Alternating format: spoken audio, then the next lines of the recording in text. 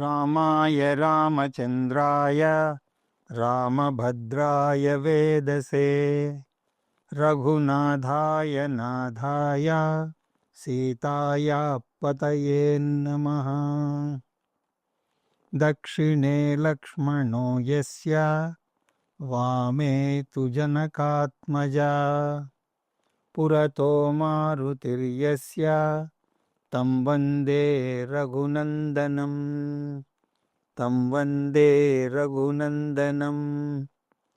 శ్రీరామచంద్ర పరబ్రహ్మణే నమః. హరి ఓం. స్మరవారం వారం కార్యక్రమంలో ప్రతి ఏకాదశి నాడు జరుపుకుంటున్నటువంటి నామరామాయణ సత్సంగానికి మీ అందరికీ స్వాగతం. ఈ ఏకాదశి నాడు రామాయణ అధ్యయనంలో మనం దర్శించవలసినటువంటి నామం సీతార్పిత వరమాలిక రామ. ఈ నామం 19వ నామం. అలాగే 20వ నామంతో కలిపి దీన్ని దర్శించే ప్రయత్నం చేద్దాం. 20వ నామం కృతవైవాహిక కౌతుక రామ. మొదట ఈ రెండు నామముల యొక్క అర్థాన్ని చూద్దాం. సీతార్పిత వరమాలిక రామ, సీతాదేవి చేత అర్పింపబడినటువంటి వరమాలికతో శోభిస్తున్నటువంటి రామచంద్ర స్వామిని నేను స్మరిస్తూ ఉన్నాను. ఆ తర్వాత కృతవైవాహిక కౌతుక రామ, వివాహ కౌతుకము జరుపబడిన తర్వాత సీతాదేవితో కలిసి దర్శనమిస్తున్నటువంటి శ్రీరామచంద్ర స్వామిని నేను సతతము స్మరిస్తున్నాను. ఇది ఈ నామముల యొక్క అర్థం. సీతార్పిత వరమాలిక రామ, సీతాదేవి రామచంద్ర స్వామికి వరమాలను సమర్పించడం అనేటువంటిది స్వయంవర ఘట్టంగా ఉన్న విషయం. ఈ స్వయంవర ఘట్టంలో అందులో కూడా వరమాలార్పణలు వాల్మీకి రామాయణంలో లేవు. మరి ఎక్కడి నుంచి వచ్చి ఉంటుంది అంటే ఇది ఆధ్యాత్మ రామాయణం యందు, అలాగే విశేషంగా శ్రీ తులసీదాసు గారి రామచరితమానసం నందు కనిపిస్తుంది. ఒక స్వయంవరం ఏర్పాటు చేసి అందులో శివధనస్సును ఎక్కుపెట్టిన వానికి తన కుమార్తె అయిన సీతాదేవిని ఇచ్చి వివాహం చేస్తాను అన్నట్లుగా జనక మహారాజు ప్రకటించడం, ఆ స్వయంవరమునకు విశ్వామిత్రుల వారు రామలక్ష్మణులను తీసుకుని రావడం, ఇది కథ. కాబట్టి మనం మొదట ఆధ్యాత్మ రామాయణం స్పర్శిస్తూ ఈ విశేషాన్ని చూసి తదనంతరం వాల్మీకి రామాయణం యందు ఏం చెప్పబడిందో దాన్ని చూద్దాం. ఆ విధంగా రామాయణంలోని ఈ ఘట్టమును పూర్ణంగా దర్శించినట్టు అవుతుంది.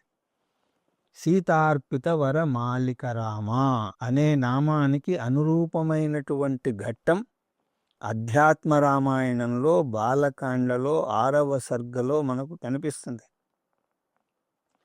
శివధనుర్భంగం చేశాడు రామచంద్రస్వామి.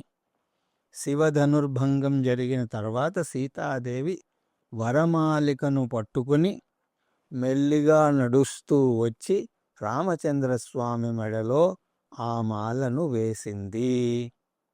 ఆ వివరణంతా కూడా అధ్యాత్మ రామాయణం బాలకాండ 6వ సర్గలో ఉన్నది.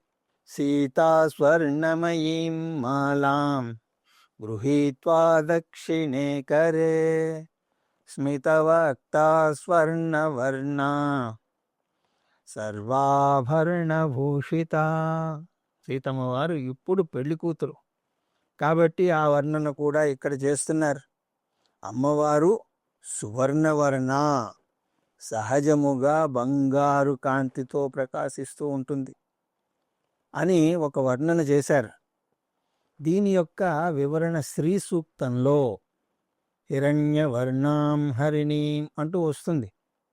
ఈ దసరా 10 రోజులు శ్రీ సూక్తాన్ని అధ్యయనం చేసే ప్రయత్నం చేద్దాము అని సంకల్పించాను. అప్పుడు దాన్ని అక్కడ వివరంగా మనం చూడొచ్చు. హిరణ్యవర్ణాం అంటే సీతాదేవి సాక్షాత్తు లక్ష్మీదేవియే అని చెప్పకనే చెప్పడం. అలాగా బంగారు వర్ణంతో ప్రకాశిస్తూ స్వర్ణాభరణ భూషిత అయినటువంటి సీతాదేవి స్మితవక్త, నవ్వుతూ తన యొక్క హృదయంలోని ప్రసన్నత అంతా కూడా ముఖంలోనే తెలుస్తోందా అన్నట్టుగా చిరునవ్వు చిందిస్తూ దక్షిణకరే మాలాం గృహీత్వా, కుడి చేతిలో దండను పట్టుకుని, ఎటువంటి దండ అది? స్వర్ణమయీం మాలాం, బంగారముతో చేయబడినటువంటి ఆ మాల, దానిని పట్టుకుని సీతాదేవి సభామండపంలోకి ప్రవేశించింది. రామస్యోపరి నిక్షిప్య స్వయమానాముదం యయౌ తతో ముముదిరే సర్వే రాజద్వారా స్వలంకృతం. రామస్యోపరి నిక్షిప్య అంటే ఆ విధంగా తీసుకొచ్చినటువంటి బంగారు దండను రామచంద్రస్వామి మీద వేసింది. అంటే రామచంద్రస్వామి మెడలో వేసింది. స్వయమానాముదం యయౌ, సీతమ్మ వారు అనుకుంటోంది, ఇది కలయా నిజమా? ఇది నిజంగా జరుగుతోందా లేకపోతే నేను అలా ఊహించుకుంటున్నానా అంటే అంత ఆనందపడుతోంది. అలాగా ఎప్పుడైతే అయ్యవారు అమ్మవారు ఇద్దరూ సంతోషిస్తూ ఉన్నారో తతో ముమిదిరే సర్వే, ఆ ఘట్టాన్ని చూస్తున్న వారందరూ కూడా సంతోషిస్తున్నారు.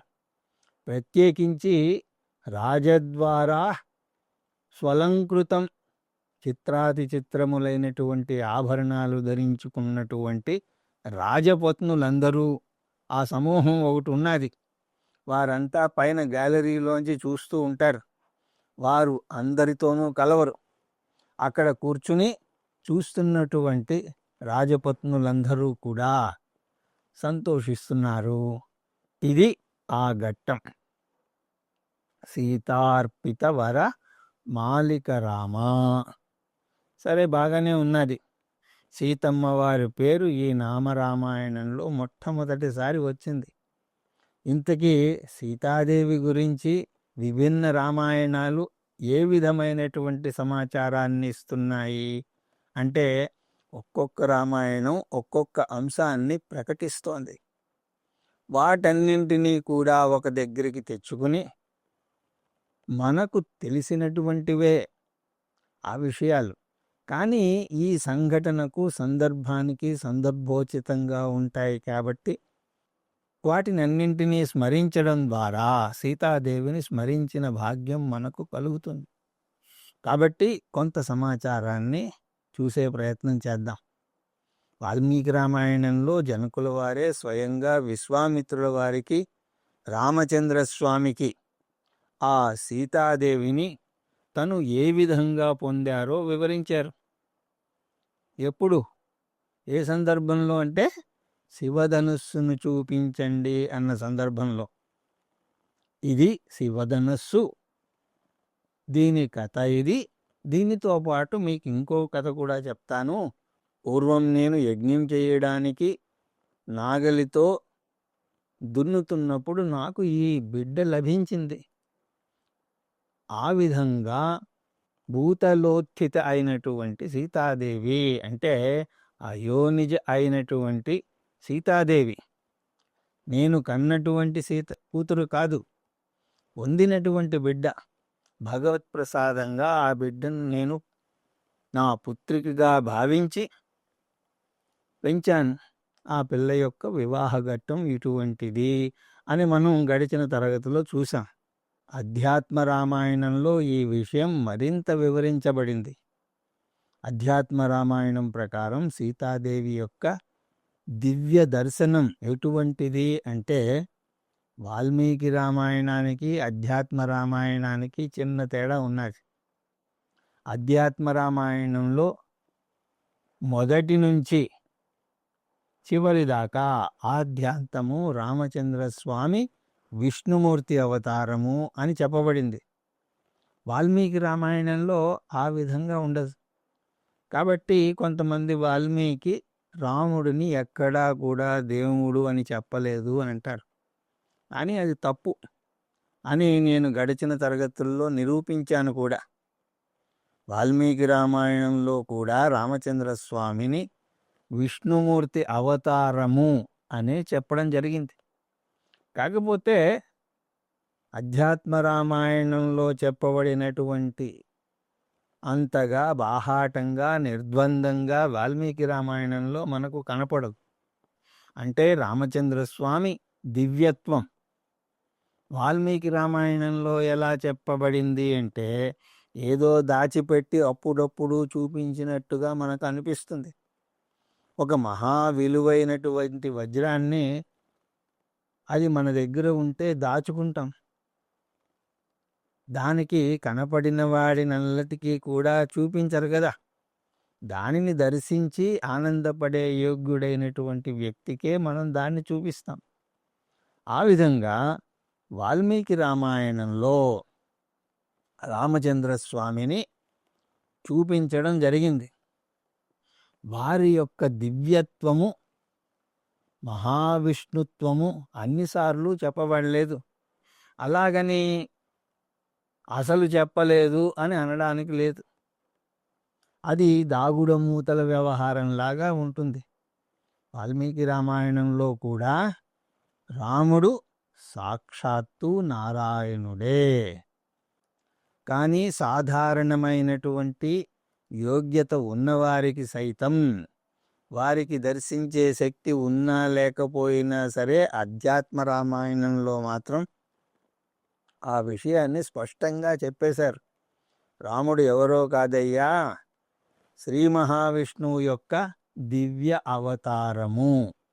ఆ విధంగా శ్రీ మహావిష్ణువుని దేవతలు ప్రార్థించగా రావణాది అసుర సంహారం ద్వారా ధర్మ సంస్థాపన చేసేందుకు గాను విష్ణువు రాముడుగా అవతరించాడు. ఇది ఆధ్యాత్మ రామాయణం. ఇక్కడ ఒక చిన్న ప్రశ్న. రాముడు విష్ణువు అయితే మరి సీతమ్మ వారు లక్ష్మి అయి తీరాలి. దానిని మనం నవరాత్రుల్లో శ్రీ సూక్తంలో చూడబోతాం. శ్రీ సూక్తంలో నారాయణుడికి లక్ష్మీదేవికి అభేదాన్ని మనం చూస్తాం. వారి రూపములు వేరుగా కనిపించినా సరే స్వరూపతః వారు ఒక్కటే. కాబట్టి సీతాదేవి అనివార్యముగా లక్ష్మీదేవియే. ఈ విషయాన్ని ఆధ్యాత్మిక రామాయణం చాలా ఖచ్చితంగా చెప్తుంది. సీతాదేవి అంటే లక్ష్మీదేవి. అధ్యాత్మ రామాయణం ఈ విషయాన్ని నారదుముని జనకుల వారికి చెప్పారు అని జనకుల వారే వశిష్ఠ విశ్వామిత్రుల వారికి వివాహ అనంతరం చెప్తారు. వివాహ క్రతువు అనంతరం విశ్వామిత్రుల వారు వశిష్ఠుల వారు కూర్చుని ఉండగా జనక మహర్షి వారికి, హే మహాపురుషులారా, నాకు పెద్దల ద్వారా చెప్పినటువంటి ఒక విషయం ఉన్నది, దాన్ని మీకు నేను ఇప్పుడు మనవి చేస్తాను అని చెప్పడం జరిగింది. దానిని మనం ఇప్పుడు దర్శించే ప్రయత్నం చేద్దాం. తతో బ్రవీద్వశిష్టాయ విశ్వామిత్రాయ మైథిలః జనకస్వసుతోదంతం నారదేనాభిభాషితం. తతః అప్పుడు అబ్రవీత్ వశిష్టాయ విశ్వామిత్రాయ జనకుల వారు వశిష్ఠుల వారికి విశ్వామిత్రుల వారికి ఈ విధంగా చెప్పారు. ఏం చెప్పారు అంటే స్వసుత ఉదంతం, తన కుమార్తె అయినటువంటి సీతాదేవి ఉదంతం ఎలా చెప్పారు అంటే నారదేనాభిభాషితం. పూర్వం నారదముని ఏ విధంగా చెప్పారో ఆ విధంగా చెప్పారు. యజ్ఞభూమి విశుద్ధ్యర్థం కర్షతోలాంగలేన మే సీతాముఖాత్ సముత్పన్న కన్యకా శుభలక్షణ. ఓ మహాశైలారా, పూర్వం నేను ఒక యజ్ఞాన్ని సంకల్పం చేసి యజ్ఞభూమిని శుద్ధమునర్చేందుకుగాను నాగలితో యజ్ఞభూమిని దున్నుతూ ఉండగా అలాగా ఉత్పన్నమైనటువంటి ఆ అమ్మాయి సీతాదేవి. తామదాక్షమాం ప్రీత్య పుత్రికా భావభావితం అర్పితా ప్రియ భార్యాయై శరశ్చంద్రని భావన. శరత్కాల చంద్రుని వెన్నెల వంటి ప్రకాశంతో దేదీప్యమానంగా ప్రకాశిస్తున్నటువంటి ఆ బిడ్డను నేను నా పుత్రికగా స్వీకరించాను, నా భార్యకు ఇచ్చాను. ఆ విధంగా ఆనాటి నుండి సీతాదేవిని అత్యంత వాత్సల్యంతో పెంచుతూ ఉన్నాం. ఏకదా నారదోభ్యాగా వివిక్తే మయి సంస్థితే రణయన్మహతి వీణా గాయన్నారాయణం విభుం. ఒకసారి నారదులు వారు నేను ఏకాంతంగా ఉండగా అక్కడికి ఒక రోజున వచ్చారు. ఎలాగ వచ్చారు అంటే రణయన్మహతి వీణాం, నారదుల వారి దగ్గర ఒక వీణ ఉన్నది. ఆ వీణను మీటుతూ నారాయణ గుణగానం చేస్తూ వచ్చారు. నారదుల వారి వీణ పేరేమిటి? మహతి. ఆ వీణను మీటుతూ నారాయణ గానం విభుం, నారాయణుడి యొక్క దివ్య గుణగానమును కీర్తన చేస్తూ నారదుల వారు పరిభ్రమిస్తూ ఉంటారు. నారద అంటే జ్ఞానాన్ని ఇచ్చేటువంటి వారు అని అర్థం. నారం దదాతి ఇది నారద. నారం అంటే అజ్ఞానమపి, నరస్య ఇదం నారం, నరుడికి చెందినది. అంటే నరుడికి ఏమున్నది? జ్ఞానమా అజ్ఞానమా? అజ్ఞానమే ఉన్నది. నారం అజ్ఞానం ఖండయతి ఇది నారద. అజ్ఞానమును నాశనం చేసేవాడు నారదుడు. అందుకే వారు ఎప్పుడూ కూడా ఆ భగవన్నామ జ్ఞానాన్ని చేస్తూ ఉంటారు. మనమైతే చెయ్యం, ఏదో వింటాం. మనం నామస్మరణ చేయాలన్నా కూడా దానికి కూడా ఏదో మతలబు ఉంటుంది. మనకు కష్టాలు ఎక్కువైతే నామస్మరణ కూడా ఎక్కువే అవుతుంది. అలా కాకుండా అంతా బాగుంటే దేవుడితో నాకేమిటి పని? सब कुछ जब ठीक है तब భగవాన్ సే క్యా లేనా దేనా. అప్పుడు ఏ నామస్మరణ ఉండదు, అనుష్ఠానాలు ఉండవు. అయితే అనుష్ఠానాలు చెయ్యాలి అంటే కొన్ని పద్ధతులు ఉన్నాయి, కొన్ని నియమాలు కూడా పాటించాలి. కానీ నామస్మరణ చేయడానికి ఏ నియమం లేదు. ఎవడో మరా అంటే బాగుపడినప్పుడు మనం రామా రామ అంటే బాగుపడలేమా? అత్యంత సులభోపాయం ఏమిటి అంటే కలౌ కేశవ కీర్తనం. దానిని కూడా మనం ఎందుకో విస్మరిస్తూ ఉంటాం. దానికి కారణం చెప్పమంటారా? వాళ్ళంతా కూడా బంధువులను స్మరించడంలో పడిపోతారు, వారిని కీర్తించడంలో పడిపోతారు. ఎంతసేపటికి మా బంధువులు ఇలాంటివారు, మా బంధువులు అలాంటివారు, మా పిల్లలు ఇలాంటివారు. మా పిల్లలకి ఎంత తెలివో చెప్పలేం. వాడికి ఇంకా 16 ఏళ్లే. అమ్మను అమ్మ అని పిలుస్తాడు, నాన్నను నాన్న అని పిలుస్తాడు. అలా ఉంటే ఆ తెలివి తెల్లారినట్టే. ఒకసారి గుర్తు తెచ్చుకోండి, మీ బంధువుల్లో కూడా చాలామంది ఇలా పిల్లల్ని మనవల్ని పొగిడేవాళ్ళు మీకు తారసపడతారు. నేను ఒకరిద్దరికి చెప్పి చూశాను. మీరు అనవసరంగా మీ పిల్లల యొక్క అష్టోత్తరాలు సహస్రనామాలు పారాయణ చేయకండి. ఏదో తల్లిదండ్రులకి, తాత మామలకి పిల్లల మీద మనవల మీద ప్రేమ ఉంటుంది, కాదన్ను. కానీ దానికి ఒక సహస్రనామాన్ని రాసేసి ఎవరు పడితే వారి ముందు అదంతా కూడా చదివి వినిపిస్తే ఏం బాగుంటుంది చెప్పండి? ఆ విధంగా ఒకళ్ళిద్దరితో అన్నాను. సహజంగానే వారికి నా మాట నచ్చి ఉండకపోవచ్చు. ఈ తాత మనవలు మనవరాళ్ల గురించి ఆహా వాడికి ఎంత తెలివో, ఓహో ఎంత తెలివో అనుకుంటూ ఉంటారు. తెలివంటే ఏమిటి? భగవంతుడి చరణములను ఆశ్రయిస్తే అది తెలివి. కానీ అది పోగొట్టుకుని చెత్తా చెదారాన్ని పోగేసుకుంటూ ఉంటారు. అంటే దానిని తెలివి అంటే మీ తెలివి కూడా తెల్లారినట్టే. ఈ దేహం ఎందుకు వచ్చిందో దానిని విస్మరించి అన్య ప్రయోజనాలు శతకోటి జరిగినా మాత్రం అదేమిటి కానీ ఆ విధంగా అనుకుంటారు. వాడికి లక్షలు జీతమండోయ్, అదేం తెలివి. అలాగే నలుగురు మెచ్చుకుంటే అదే తెలివి. ఆ మెచ్చుకున్న వాళ్ళే రేపు మళ్ళీ తిట్టుకుంటారు కూడా. కాబట్టి నిజంగా సంబంధం అంటూ ఉంటే ఎవరితో ఉండాలి? ఆ సంబంధాన్ని దృఢపరుచుకుని ఆ భగవంతుడు నేను ఒక్కటే అని తెలుసుకునేందుకు గాను ఉన్నటువంటి ఏకైక ఉపాధి 84 లక్షల ఉపాధుల యందు ఒకే ఒక్క ఉపాధి ఏమిటది? మానవ ఉపాధి. ఈ జన్మ లభించినప్పుడు ఆధ్యాత్మిక ప్రగతి దానికోసం ఎక్కడో అక్కడ ఒక బాట వేసుకోకుండా ఎంతసేపటికి వాడిని వీడిని పొగుడుతూ కూర్చుంటే భగవంతుడి నామస్మరణ కూడా చేయలేకపోతున్నా. భగవానుడి యొక్క నామమే సకల ఆధ్యాత్మిక సాధనలకు పునాది.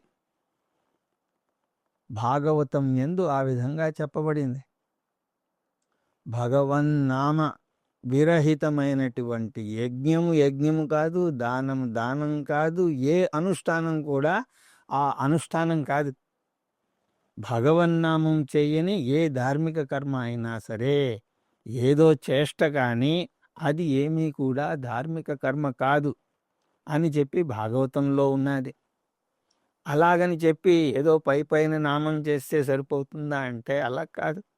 ఆ భావం కూడా చాలా ముఖ్యం. అలాంటి ప్రయత్నం మానవుడు చెయ్యాలి.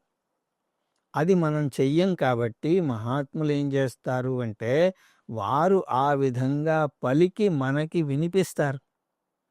అందుకు నారదుల వారు నామస్మరణ చేసేది. తద్వారా ఆత్మజ్ఞానోపాయాన్ని ప్రసాదిస్తారు. తద్వారా అజ్ఞానము పాపము ఖండింపబడతాయి. అలాగ నామస్మరణ చేస్తూ దివ్య నారాయణ గానం చేస్తూ నారదుల వారు నేను ఉన్న చోటుకి వచ్చారు. ఇదంతా ఎవరెవరికి చెప్తున్నారు? జనకుల వారు, విశ్వామిత్రుల వారు వశిష్ఠులకి చెప్తున్నారు. పూజిత సుఖమాసీనో మామువాచ సుఖాన్వితః శృణుష్వచనం గుహ్యం తవాభ్యుదయ కారణం. నా చేత పూజింపబడిన వారై సుఖాసనమును గ్రహించి ప్రశాంతంగా కూర్చుని నాతో ఈ విధంగా అన్నారు. శృణుష్వా, ఓ జనక మహారాజా విను. వచనం గుహ్యం, ఇది చాలా రహస్యం, అందరికీ తెలిసినటువంటి విషయం కాదు. ఆ రహస్యాన్ని నీకు చెప్తున్నాను, నువ్వు జాగ్రత్తగా విను. తవాభ్యుదయాయ కారణం, ఇది నీకు అభ్యుదయాన్ని కలిగజేస్తుంది. పరమాత్మా ఋషికేశో భక్తానుగ్రహ కామ్యయా దేవకార్యార్థ సిద్ధ్యర్థం రావణస్య వధాయ చ. ఋషికేశుడైనటువంటి భగవానుడు భక్త అనుగ్రహం చేయదలచి అలాగే దేవకార్యమును సిద్ధింపజేయాలని రావణాది అసుర సంహారమును సంకల్పించిన వాడై జాతో రామ ఇతి ఖ్యాతో మాయామానుష వేషదృక్ ఆస్తే దాశరథిర్భూత్వా చతుర్థా పరమేశ్వరః. అలాంటి సంకల్పంతో దశరథ మహారాజు గారికి రాముడు అనే పేరుతోటి జన్మించి ఉన్నాడయ్యా. ఆయనను చూసి పిల్లవాడు అని అనుకోకు. మాయామానుష దృక్, మాయామానుష వేషాన్ని ధరించాడు. వేషాన్ని ధరించినప్పుడు అది నాటకం అవుతుంది తప్ప నిజం ఎలా అవుతుంది? అలాగే ఏదో అసుర సంహారము భక్త సంరక్షణము అన్న నాటకంతో జీవుల ఆందోళన చెందుతున్నారు కాబట్టి వారికి ఆశ్వాసన కల్పించడం కోసం తన వైపుకు వారిని నడిపించుకునేందుకు గాను మాయామానుష రూపాన్ని ధరించి వచ్చాడు. నాలుగుగా తనని తాను విభాగం చేసుకుని వచ్చాడు. కానీ అందులో మొదటిదే అత్యంత ప్రధానం. రామ లక్ష్మణ భరత శత్రుఘ్నులుగా భగవానుడు జన్మించి ఉన్నాడు. యోగమాయాపి సీతేతి జాతా వై తవ వేశ్మని అతస్త్వం రాఘవాయైవ దేహి సీతాం ప్రయత్నతః. ఎప్పుడైతే మహావిష్ణువు అవతరిస్తాడో వారి అభిన్న మాయాశక్తి, సృష్టి స్థితి లయములను చేసేటువంటి శక్తి, యోగమాయాశక్తి జాతావై తవ వేశ్మని మీ ఇంటిలోనే పుట్టి ఉన్నది, అంటే మీ ఇంట్లో ప్రకటింపబడి ఉన్నది. సీతా ఇతి, నువ్వు అల్లారు ముద్దుగా పెంచుకుంటున్నటువంటి సీత ఎవరో కాదయ్యా, సాక్షాత్ లక్ష్మీదేవి. ఏ అతస్త్వం రాఘవాయైవ దేహి, అందుచేత నువ్వు రాఘవుడికి మాత్రమే సీతను ఇవ్వవలెను. అది కూడా ప్రయత్నతః, నువ్వు ఎంత ఆలోచన చేస్తావో చెయ్యి, ఎన్ని నెపములు కనిపెడతావో కనిపెట్టు, కానీ వారి వివాహం మాత్రం ఈ విధంగానే జరగాల్సి ఉన్నది. నాణ్యేభ్య పూర్వభార్యేషా రామస్య పరమాత్మనః ఇత్యుక్త్వా ప్రయాయౌ దేవా గతిం దేవమునిస్తదా. నాణ్యేభ్య, పొరపాటును కూడా ఈ అమ్మాయిని ఇతరులకు ఇచ్చి వివాహం జరిపించకూడదు. ఎందుకంటే రామస్య పరమాత్మనః పూర్వభార్యైషా సీత, పరమాత్ముడైనటువంటి రాముడి యొక్క పూర్వ భార్య అయిన వారి యొక్క సంబంధాన్ని కూడా చెప్పి, ఇత్యుక్త్వా ఈ విధంగా చెప్పిన వారై, దేవగతిం, దేవగతి అంటే ఆకాశ మార్గమునందు నారద మహర్షి తమ ప్రయాణాన్ని కొనసాగించారు.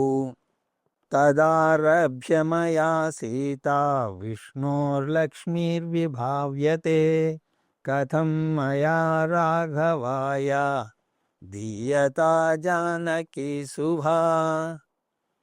తదారభ్య అంటే ఆ రోజు నుండి, ఏ రోజు నుండి? నారదుల వారు ఉపదేశించిన రోజు నుండి. మయా సీత, నా చేత సీతాదేవి ఏ విధంగా భావింపబడినది అంటే, ఏదో పైకి నేను నా కూతురు అని చెప్పుకుంటున్నాను, కానీ మా హృదయమునందు ఓ మహర్షులారా, విష్ణోర్లక్ష్మీర్విభావ్యతే, ఆ అమ్మాయి విష్ణువుకి సంబంధించిన లక్ష్మీదేవియే అని మేము ఆరాధిస్తూ వచ్చాం. కానీ మా మనస్సులో ఒక ప్రశ్న అయితే వస్తూ ఉండేది, కథం మయా రాఘవాయ దీయతే జానకి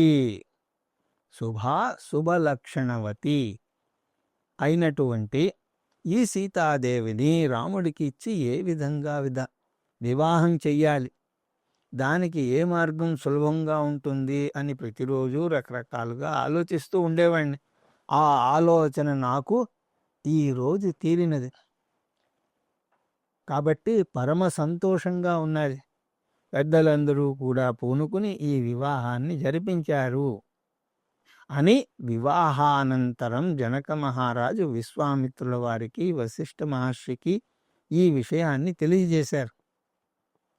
వీటన్నింటినీ కూడా మనం మళ్ళీ మళ్ళీ ఎందుకు స్మరించాల్సి వస్తుంది అంటే, రామాయణం అధ్యయనం చేస్తున్నాము అని అన్నప్పుడు ఇది మన దృక్పథం అయి ఉండాలి. రాముడు నారాయణుడు, సీతమ్మ వారు లక్ష్మీదేవి, ఈ విధంగా ఆలోచించినప్పుడే రామాయణం మనకు అర్థమవుతుంది. అలా కాకుండా ఏదో హిస్టారికల్గా 7,000 సంవత్సరాల క్రితం ఎవరో రాముడు ఉండేవాట, ఆయన్ని సీత వివాహం చేసుకున్నది అని, అసలు రాముడు పెద్దవాడా సీత పెద్ద, ఇవన్నీ ఎందుకయ్యా నీకు? అదా విచారణ చేయాల్సిందే. వ్యర్థ విషయాల మీద రోజులు తరబడి ఆలోచిస్తారు. ఎవరు పెద్ద ఎవరు చిన్న ఎందుకు చెప్పండి? విషయం ఏమిటో గ్రహించాలి, తత్వం ఏమిటో తెలుసుకోవాలి. నా వైపు నుండి చెప్పే మాట ఒకటి ఉన్నది, వేదమైతేనేమి, భాగవతం అయితేనేమి, రామాయణం అయితేనేమి, మహాభారతం అయితేనేమి, నేను భారతీయ వాంగ్మయమును భక్తి వృద్ధి కొరకు, వైరాగ్య వృద్ధి కొరకు, ఒక్క మాటలో చెప్పాలి అంటే మోక్షం కొరకు అధ్యయనం చేయాలే తప్ప అదేదో చరిత్ర అని లేదా పూర్వం ఏమై ఉంటుంది అని అధ్యయనం చేయకూడదు. ఎవరైనా రీసెర్చ్ స్కాలర్ ఆ విధంగా ఏమైనా చెయ్యవచ్చునేమో, కానీ మనం పని కట్టుకుని ఆ విధంగా చేయకూడదు. సాధకుడు ఆ విధంగా చెయ్యకూడదు.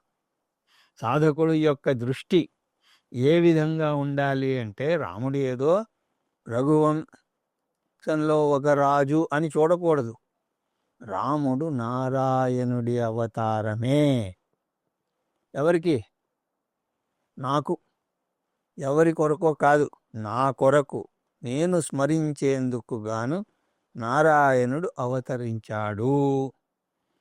నారాయణుడు అవతరించాడు కాబట్టి లక్ష్మీదేవి కూడా అవతరించాలి. అలాగే అనేక మంది దేవతలు కూడా అవతరిస్తారు. కాబట్టి ఈ విధమైనటువంటి దృక్పథం ఉంటే నీకు రామాయణాదులు అర్థవంతంగా అనిపిస్తాయి. లేకపోతే ఒక శ్లోకం అర్థమవుతుంది, 4 శ్లోకాలు మెంగుడు పడవు. కాబట్టి ఆ 4 శ్లోకాలు ప్రక్షిప్తములు అని అనే అవకాశం ఉన్నది, ఇందులో చేర్చబడ్డాయి అని అనిపిస్తుంది. కాబట్టి మన దృక్పథం ఆ విధంగా ఉండకూడదు. కాబట్టి నేను పునః విషయాన్ని ప్రస్తావిస్తున్నాను. కాబట్టి మనకు సరి అయినటువంటి దృక్పథం ఉండాలి. సీత అనగానే ఈ ఆలోచన అంతా కూడా మనకు మదిలో మెలగాలి. సీతార్పిత వరమాలిక రామ, సీతామ్మవారు వరమాలను అర్పించారు. ఆ వరమాలను ధరించి రామచంద్రస్వామి మరింత శోభాయమానంగా దర్శనమిస్తున్నారు. ఇది ఆధ్యాత్మ రామాయణం నుంచి తీసుకున్నటువంటి విషయం. మరి వాల్మీకి రామాయణంలో వాల్మీకి మహర్షి ఈ విషయాన్ని చెప్పలేదే. అలా అని చెప్పి శ్రీమద్ రామాయణాన్ని పక్కకు పెడితే ఎలాగా? కాబట్టి అందులో కథ ఎలా ఉన్నది? వాల్మీకి రామాయణం ప్రకారం రామచంద్రస్వామి సీతమ్మ వారు ఏ విధంగా వివాహం చేసుకున్నారు అన్నది కూడా మనం చూద్దాం. ఆ ప్రయత్నం వచ్చే ఏకాదశి నాడు చేద్దాం. హరి ఓం తత్సత్.